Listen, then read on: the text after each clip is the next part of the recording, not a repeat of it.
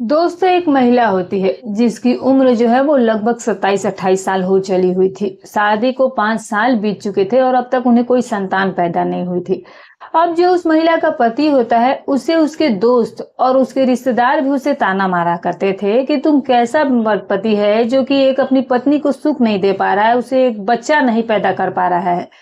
अब दोस्तों जब उसे ताने सुनने को मिलते हैं तो वो बेचारा ऐसे ही बस उदास और परेशान रहना शुरू हो जाता है। तभी उसका एक दोस्त होता है तो वो दोस्त से बात करके कहता है कि यार मुझे बहुत सारे ताने सुनने को मिलते रहते हैं, तो तू ऐसा कुछ कर कि मैं तुझे 50,000 रुपए देता हूँ तो बस मेरी बीवी को जो है वो माँ बना दे। यही बात उसकी दोस्त जब सुनता है तो पहले तो वो मना करता है और फिर कहता है कि यार इस चीज को कौन छोड़ सकता है, रुपए भी मिलेंगे और फिर उसे ऐश करने को भी मिलेगा। अब दोस्तों यही सोचकर वो तैयार हो जाता है और फिर वो अपनी पत्नी से कहता है कि मेरा दोस्त जो है वो तुम्हारे साथ वक्त गुजारेगा, मना मत करना। अब दोस्तों जो वो महिला थी वो पहले तो इस काम के लिए मना कर देती है, लेकिन फिर बच्चे की मजबूरी की वजह से वो राजी हो जाती है। लेकिन दोस्तों जो उसका दोस्त होता है उसकी पत्नी के साथ वो कुछ ऐसा करता है कि पत्नी भी उस दोस्त के साथ ऐसा कर देती है कि दोनों ही मिलकर के जो कदम उठाते हैं किसी ने वो सोचा ही नहीं होगा, कल्पना ही नहीं की होगी कि जिस दोस्त ने अपनी पत्नी को उसके सामने रख दिया उसी दोस्त ने जो कुछ भी उसके साथ किया और जो उसकी पत्नी ने किया। जब आप इस कहानी को सुनेंगे दोस्तों तो आपके भी पैरों तले से जमीन खिसक जाएगी, क्योंकि दोस्त जो है वो कभी भी, कुछ दोस्त जो है वो वफादार नहीं हो सकते, क्योंकि उस दोस्त ने जिसने अपनी बीवी को किसी के सामने रख दिया है तो फिर उसका दोस्त जब उसके साथ बेवफाई कर दे तो फिर क्या होता है। थोड़ा समय निकाल करके दोस्तों इस कहानी को जरूर सुनिएगा। ये कहानी बहुत ही रोंगटे खड़े कर देने वाली है, दिल को झकझोर देने वाली कहानी है, तो इस कहानी को जरूर सुनिएगा दोस्तों, बहुत ही ज्ञानवर्धक कहानी है। तो चलिए दोस्तों अब कहानी की शुरुआत करते हैं। तो दोस्तों हमारी आज की जो कहानी है वो वाकई में आपको सोचने पर मजबूर कर देगी। आपसे बस एक छोटी सी रिक्वेस्ट है कि अगर आप हमारे चैनल पर नए हैं तो चैनल को सब्सक्राइब कर दीजिएगा, वीडियो को एक लाइक कर दीजिएगा और प्यारा सा कमेंट जरूर कीजिएगा। तो दोस्तों ये जो कहानी है वो झारखंड का ही एक छोटा सा गांव है और उसी गांव की ये सच्ची घटना है। वहीं पर एक व्यक्ति रहा करता था जिस व्यक्ति का नाम श्यामवीर था। अब श्यामवीर के पास 20 एकड़ जमीन थी, ट्रैक्टर थी, गाड़ी थी, मकान था, बहुत अच्छा उनका व्यवस्था था और उनके सिर्फ एक ही बेटा होता है और जिस बेटे का नाम उन्होंने अशोक रखा हुआ था। अब जो श्यामवीर थे उनके बेटे का नाम अशोक था और दोस्तों जो अशोक की माँ होती है जो कि लगभग उससे 10 साल पहले ही जब वो बच्चा था तभी वो गुजर चुकी थी और श्यामवीर ने फिर दूसरी शादी भी नहीं की थी। अब जब लड़का 20 साल का हो जाता है, अशोक पढ़ लिख करके जब समझदार लड़का बन जाता है तब उसकी शादी उसके पिता करवा देते हैं। अब शादी जो है वो पड़ोस के ही एक गांव था, 10 किलोमीटर की दूरी फिर थी, वहीं पर होती है और जो उसकी पत्नी होती है उसका नाम कविता होता है जो कि बहुत ही खूबसूरत थी। कोई भी उसे भेदभाव नहीं था, अपने ससुर और पति की सेवा करना और किसी से कोई मतलब नहीं रखना। इतनी वो काबिल और इतनी संस्कारी लड़की थी अपने घर को चलाने के लिए। लेकिन अब धीरे धीरे ऐसे ही करके वक्त गुजरता जा रहा था। अब जो दोस्तों अशोक था और जो उसकी पत्नी कविता थे वो दोनों भी आपस में एक दूसरे से बहुत प्यार करते हैं, लेकिन दोस्तों कहते हैं कि अब क्योंकि इतना समय गुजर जाने के बाद भी उन्हें संतान नहीं होती है तो फिर जो उसके पिता होते हैं वो अपने बेटे को हमेशा यही कहते थे कि तुम मुझे एक पोता नहीं दे पाए तो तुम किस काम के हो, तो बल्कि तुम किसी काम के नहीं हो, तुम एक नालायक बेटे हो। और तेरे साथ जिनकी शादी हुई है उनके भी अब 3-3 बच्चे हो चुके हैं, लेकिन तू तो कहीं ना कहीं नालायक निकल गया। अब ये बातें जब उसके पिता उसे कहा करते थे तो उसकी पत्नी भी सुनती थी और उसके दिल पर भी बहुत इस बात को सुन करके ठेस पहुंचा करती थी। अब होता क्या है दोस्तों कि जो अशोक था वो कहीं ना कहीं इस वजह से परेशान रहने लगा था कि यार आखिर उसे क्या करना चाहिए और क्या नहीं करना चाहिए, आखिर पत्नी को उससे बच्चे क्यों नहीं हो रहे हैं। अब पत्नी भी जब कभी अपने मायके जाती थी तो फिर जो उसकी साथ की लड़कियां थी वो भी उसे ताने सुना दिया करती थी कि क्या तुझ में कमी है या कोई पेड़ पति में तेरे कमी है, आखिर ऐसी क्या बात हो गई है कि जो तू आज तक बच्चे नहीं पैदा कर पाई है। अब दोस्तों वो भी कहीं ना कहीं काफी जगह शर्मिंदगी महसूस करने लगी थी। अब दोनों ने ही कुछ ऐसा रिश्ता बन जाता है कि दोनों ही काफी ज्यादा चिंतित और परेशान रहने लग जाते हैं। एक दिन जो अशोक था वो अपने घर पर बैठा हुआ था और तभी उसका जो एक दोस्त होता है वो अचानक से उसके घर पर आ जाता है। वो दोस्त जो था वो बहुत दिनों के बाद आया था, वो बाहर में रह करके जॉब कर रहा था। वो बहुत ही काबिल और स्मार्ट लड़का था, लेकिन बहुत ही चतुर और चालाक लड़का था और जिस लड़के का नाम नीरज होता है। अब नीरज जो है वो अचानक से उसके घर आ जाता है। अशोक जब उसे देखता है तो कहता है कि अरे यार तुम तो बहुत दिनों के बाद मिले हो। अब वो उसके पत्नी के भी पैर छूकर प्रणाम करता है, कहता है कि भाभी जी ठीक तो हो? बहुत ही एक दूसरे से बातचीत करते हैं। अब दोनों दोस्त जो थे वो बहुत ही अच्छे से एक दूसरे से बातचीत कर रहे थे, हंसी मजाक कर रहे थे। लेकिन जब थोड़ा समय बीता है तो अशोक कहता है कि चलो यार कभी खेतों पर भी घूम कर आते हैं, थोड़ा मजा आएगा, दोनों बातचीत करके वहीं पर बैठेंगे। वैसे भी बहुत दिनों के बाद आज तुम्हारे साथ कुछ वक्त गुजारने के लिए मिला है। अब 2 किलोमीटर उनके घर से खेत था, दोनों पहुंच जाते हैं और बगीचे में जाकर के बैठ जाते हैं। और फिर दोस्तों जो कुछ वो लोग पार्टी करने के लिए गए थे वहीं पर बैठ करके नाश्ता वगैरह करते हैं। और तभी अचानक से वहां एक लड़की आ जाती है जो कि उसी गांव की होती है और जिसकी शादी हो चुकी थी, यानी कि एक तरह से महिला होती है। अब वो लड़की वहां पर अचानक से आ जाती है, तो फिर जो वो लड़की थी उसका चरित्र जो था वो कुछ ठीक नहीं था। तो फिर वो बस पैसे की ही लालच करती थी और वो इसी तरह से हमेशा ही घुमा करती थी। अब होता क्या है दोस्तों कि जो वो महिला वहां पर घूमते घूमते वहां पर पहुंच जाती है और फिर सीधे जा करके वो अशोक से कहती है कि मुझे पैसों की जरूरत है, तो एक काम करो कि तुम मुझे पैसे दे दो और मैं इसके बदले में तुम्हारी चाहत पूरी कर दूंगी, जो तुम चाहो तुम मेरे साथ कर सकते हो। अब दोस्तों जो अशोक होता है वो पहले तो ये कहता है कि नहीं, मुझे ऐसा कुछ भी नहीं करना है। तो वो कहती है कि आज इतना भी नहीं है कि बाजार से मैं सामान लेकर के अपने घर पर जा पाऊं, मेरे घर में बिल्कुल भी राशन भी नहीं है। अब दोस्तों ये बात जब हो रही थी तभी उसका दोस्त जो उसका शहर से आया हुआ था, नीरज, वहां पर बैठा था। वो कहता है कि कितने पैसे की जरूरत है? तो वो बोली कि मुझे 2,000 रुपए की जरूरत है क्योंकि मेरे घर पर राशन नहीं है, तो तुम इसके बदले मेरे साथ कुछ भी कर सकते हो। तभी जो नीरज होता है वो फौरन ही कहता है कि ठीक है, फिर मेरे साथ खेत में चलो, उसके बाद पैसे देता हूँ। लेकिन वो महिला कहती है कि मुझे पहले पैसे दो, उसके बाद मैं चलूंगी। अब नीरज जो है वो अपनी जेब से 2,000 रुपए निकाल कर उस महिला को दे देता है। अब महिला जो है वो उसके साथ चली जाती है और फिर उसके साथ वहां समय बिताती है लगभग 1 घंटे तक। और उसके बाद जो नीरज है वापस आ जाता है और फिर अपने दोस्त से कहता है कि यार तू भी जा करके थोड़ा सा वक्त बिजार लेता, कुछ टाइम बिता लेता, कितनी अच्छी बात है, वैसे भी यार देखने वाला कौन होता है। तभी जो वो महिला होती है वो कहती है कि ये क्या कर सकता है, ये इसकी तो शादी को ही 7 साल हो चुके हैं और ये अभी तक बच्चा नहीं पैदा कर पाया, तो ये मेरे साथ क्या वक्त गुजरेगा, इसमें कहाँ क्षमता है, इसमें इतनी योग्यता है कि ये मेरे साथ कुछ कर सके, और इसमें वो बात ही नहीं है। अब जब ये बात दोस्तों उससे ये महिला कहती है तो फिर वो महिला के गाल पर उठ करके एक तमाचा जड़ देता है अशोक। अब महिला को वो 2-3 थप्पड़ मार देता है और कहता है कि तेरी जैसी बेशरम महिला जो है वो तू होती कौन है मेरे बारे में ऐसा बोलने में, तू होती कौन है मेरे बारे में ऐसे उंगली उठाने वाली, तू जो करती है ये तू जो करती है तू सारा काम ठीक करती है। अब दोस्तों होता क्या है, जब वो उससे मारपीट करता है तो वो चिल्लाने लगती है और वहां पर गांव के लोग आ जाते हैं, कहते हैं कि आखिर ऐसी क्या बात हो गई कि तुम लोग झगड़ रहे हो। तभी वो महिला बताती है कि मैंने इससे कुछ कहा था, तो ये कहता है कि लड़का अशोक ये मेरे बारे में ऐसे ऐसी बातें कह रही थी। तभी वहां बहुत सारे लोग इकट्ठा थे और इसी वजह से दोस्तों जो अशोक होता है उसका जो पिता वहां पर श्यामवीर भी पहुंच जाता है और फिर जा करके वो मामले को दफा रफा करता है और कहता है कि आखिर ऐसे महिलाओं के तो मुंह लगता ही क्यों है, अगर तुझे ऐसा ही करना है तो तेरी बीवी तो खुद ही तेरे घर पर है, वो तो तेरी बीवी खुद ही संतान के लिए तरस रही है और तू ऐसा कर रहा है। और वो लड़की जो कर रही थी वो सच ही तो कह रही है, वो तो कह रही थी कि तू उसके साथ जबरदस्ती कर रहा है। वो अपने लड़के को खींच कर एक थप्पड़ मार देता है और उसे घर लेकर के आ जाता है और फिर नीरज जो है वो अपने घर चला जाता है और ये मामला इसी तरह से आएगा ही हो जाती है। अब होता है क्या है दोस्तों कि इसके बाद अब समय बीतता है और अब समय आ गया था खेत में पानी डालने का, फरवरी का समय आ चुका था। तभी उसका जो पिता श्यामवीर होता है वो अशोक से कहता है कि तू एक काम करके जाकर के खेतों में पानी लगा दे, और खेतों की सिंचाई का भी समय आ चुका है, तो क्योंकि अगर फसल में पानी नहीं लगाएगा तो फिर खेती किसानी जो है वो खराब हो जाएगी, हमारी मेहनत बर्बाद हो जाएगी, तो तू जाकर के पानी लगा दे।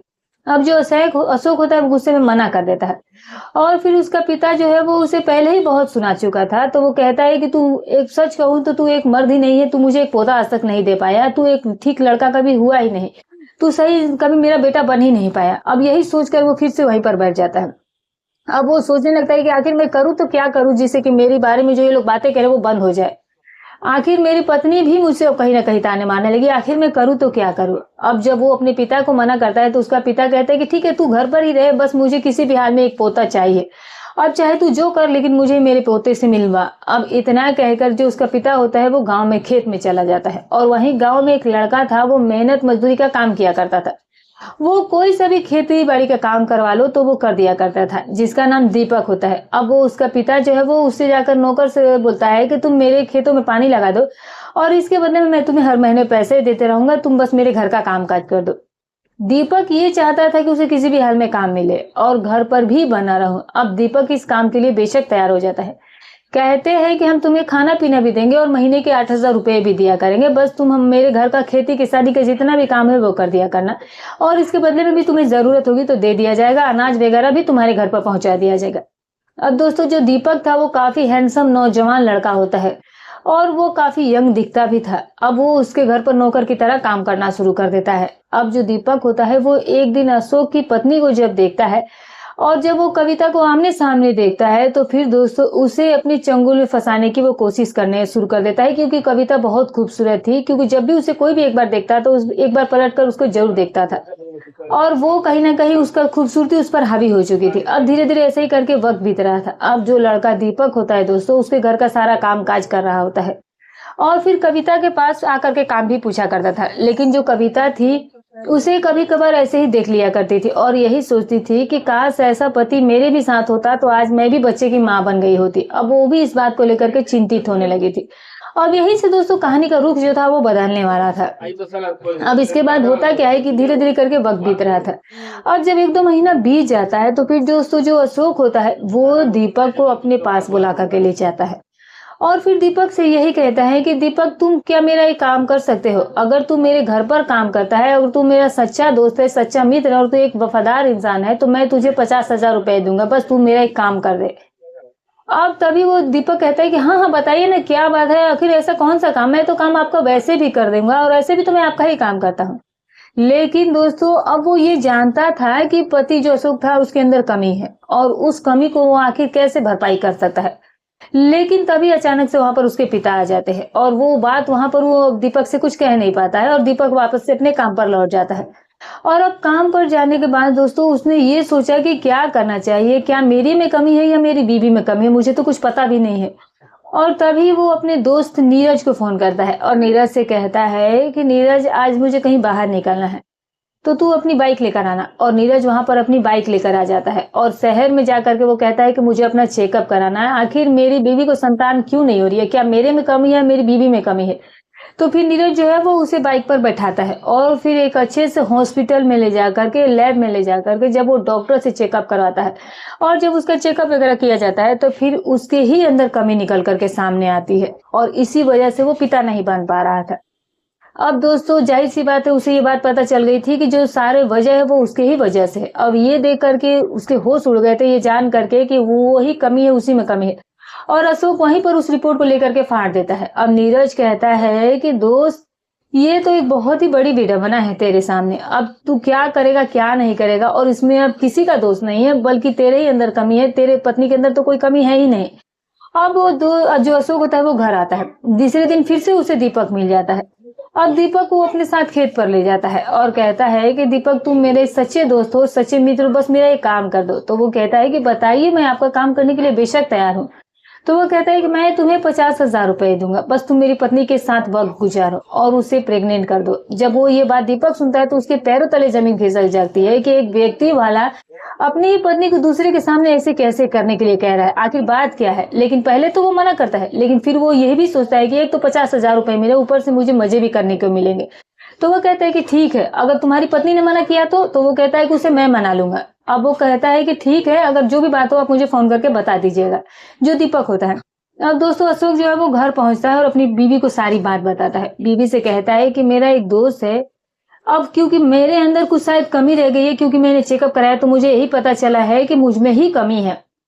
तो फिर जो अपना नौकर है दीपक, मैंने इससे बात की है और वो आएगा और तुम ऐसा करना कि तुम उसके साथ ही वक्त गुजार लेना और इस वजह से तुम बच्चे की भी मां बन जाओगे। अब जो उसकी पत्नी होती है वो भी अपने पति की बात सुनकर के आग बबूला हो जाती है, गुस्सा हो जाती है, लेकिन वो उसे बार बार समझाता है और आखिरकार वो भी इस बात के लिए मान जाती है। और फिर मानने के बाद रात के 10 से 11 बजते हैं, तभी जो अशोक होता है वो अपने दोस्त को फोन करता है, दीपक को, और उसे अपने घर पर बुला लेता है और फिर खुद जाकर के बाहर लेट जाता है और अपनी पत्नी के रूम में वो अपने नौकर दीपक को भेज देता है। 2-3 घंटे वहां पर दीपक बिता लेता है और फिर वापस से वो दीपक को अपने घर भेज देता है। अब दोस्तों अब रोज का यही सिलसिला बन गया था, हर दूसरे तीसरे दिन दीपक आता था और फिर अशोक जो है उसे अपने कमरे में भेज दिया करता था। वक्त जो था धीरे धीरे ऐसे ही बीत रहा था और 2 महीने बीत चुके थे, लेकिन अभी तक उसकी बीवी जो थी वो मां नहीं बनने वाली थी। और इसी की वजह से उसका दोस्त जो नीरज होता है वो उससे कहता है कि चलो यार, मेरे आज रिश्तेदारी में शादी है, तुम्हारा भी तो निमंत्रण है, चलो हम दोनों साथ में ही चलते हैं। तो फिर वो दोनों ही लोग 2-3 दिन के लिए चले जाते हैं। इधर घर पर सिर्फ दीपक और उसके पिता उसके मालिक श्याम भी रह गए थे। अब दीपक जो है वो श्यामवीर के साथ खेत में पानी लगाने जाया करता था। और फिर घर पर 2 ही व्यक्ति बचे थे। अब उसके ससुर और उसकी बहू कविता बचे थे, और नौकर जो था वो अपने काम करने के बाद घर चला जाया करता था।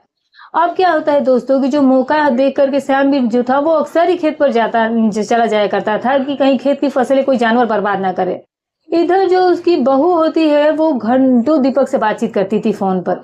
लेकिन जैसे ही अब दीपक श्यामवीर घर पर जाता है, तो फिर दोस्तों श्यामवीर को ये नहीं पता था कि उसका जो टॉर्च और मोबाइल जो है वो घर पर ही छूट गया था। और जब वो खेत में गया तो उसे याद आया। तो फिर 8 घंटे के बाद जब वो घर लौट कर आता है तो घर का ताला, घर अंदर से बंद था, तो घर गेट जब खुलवाता है तो कविता बाहर निकल कर आती है। फिर वो कविता के रूम में चला जाता है तो क्या देखता है कि वहां पर उसके कमरे में दीपक जो है वो अपनी बहू के कमरे में लेटा हुआ था। अब होता क्या है दोस्तों कि जब दीपक लेटा हुआ उसे कमरे में अपने बहू को देखता है तो उसके होश उड़कर रह जाते हैं। वो यही सोचता है कि ये सब मेरे पीठ के पीछे क्या हो रहा है, कि मेरा बेटा भी घर पर नहीं है और नौकर मेरे बहू के कमरे में क्या कर रहा है। तो फिर वहीं पर कमरे में ही कुल्हाड़ी रखी थी। कुल्हाड़ी से पहले वो दीपक पर वार कर देता है, उसे वो मार देता है, और फिर उसके बाद वो अपनी बहू को भी उसी कुल्हाड़ी से वार कर देता है। और फिर खुद ही थाने में जाकर के सारी कहानी भी बयां कर देता है। सच्चाई को बताने के बाद जब पुलिस ये जानती है तो फिर दोनों की ही बॉडी को पोस्टमार्टम के लिए भेज दिया जाता है, और फिर उसके बाद उनका अंतिम संस्कार किया जाता है। अब जो श्यामवीर था उसने खुद ही इस चीज को कबूल कर लिया था, और पूरी सच्चाई को जाकर के वो थाने में बयां कर देता है। अब जो पुलिस है वो धाराएं लगा करके उसे जेल के अंदर डाल देती है, और वो ये भी कहता है कि गलत काम का नतीजा गलत ही निकलता है। और दोस्तों वास्तव में ये बात उसे नहीं पता था कि उसका ये सारा काम जो था उसके ही बेटे करवा रहे थे, जिसकी वजह से 2 जानें चली गई थी। कहने का मतलब ये निकलता है कि सिर्फ उतना ही किसी को सर पर चढ़ाना चाहिए जो कि कोई हादसा ना हो जाए। तो दोस्तों ये रही कहानी। दोस्तों आपको कहानी कैसी लगी कमेंट करके जरूर बताइएगा कि इसमें सबसे बड़ी गलती किसकी थी। तो दोस्तों जो भी राय हो कमेंट में बताइएगा। तो दोस्तों हमारी कहानी सुनाने का उद्देश्य किसी की भावनाओं को ठेस पहुंचाना नहीं है, ना ही किसी के दिल को आहत करना है। बस केवल आपको सतर्क करना है, आपको जागरूक करना है। तो फिर मिलूंगी कल एक